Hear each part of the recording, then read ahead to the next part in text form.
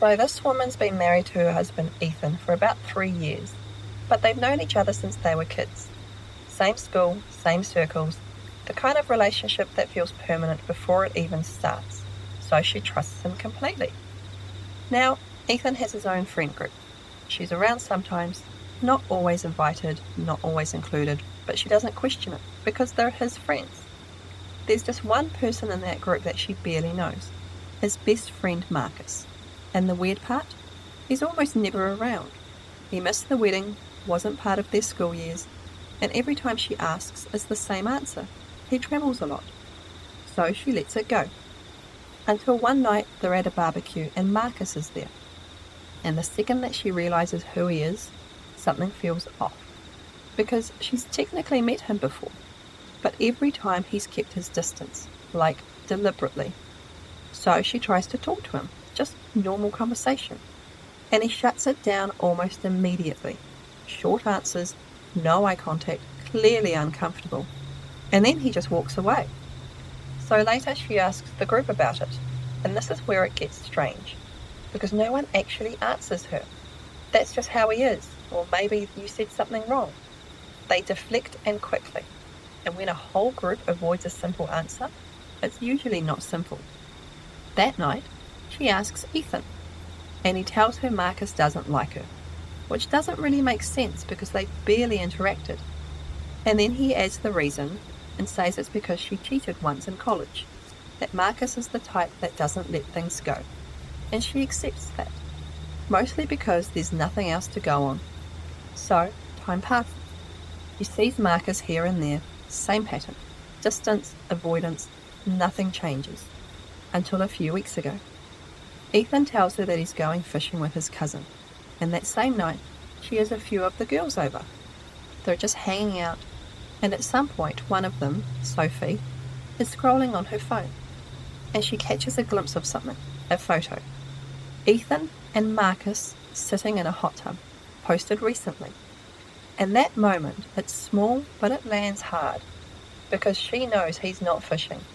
So she asks about it, and Sophie freezes, tries to brush it off, but it's already too late. The reaction gave it away. So she takes the phone, finds the account, and it's Ethan's, a private account that she didn't know existed. And at that point, you already know it's not going to be good. She starts scrolling. At first, it's nothing. Memes, random posts, and then the photos. Ethan and Marcus, again and again. Alone, together, with the group, but always without her.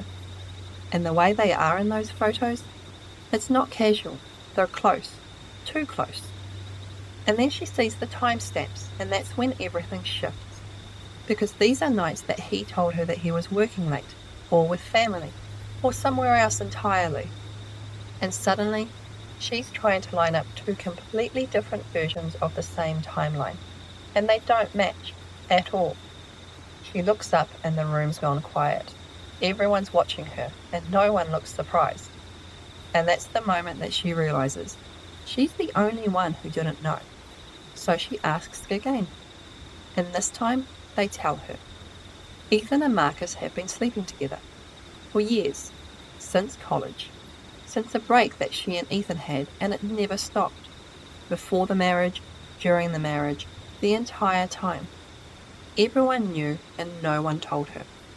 Marcus skipped the wedding because he felt guilty. He avoids her because he feels guilty. They even have a separate chat group, one that she's not in, not to exclude her, but to include him. That's how they justify it. And she's just sitting there trying to process how she's been in the centre of something she was never actually part of. She sends everyone home. Doesn't confront Ethan, not yet. Because once you say it out loud, everything changes. He comes back the next morning and tells her all about the fishing trip. And she just listens. Because at this point, it's not even about catching him. It's about understanding how far this actually goes.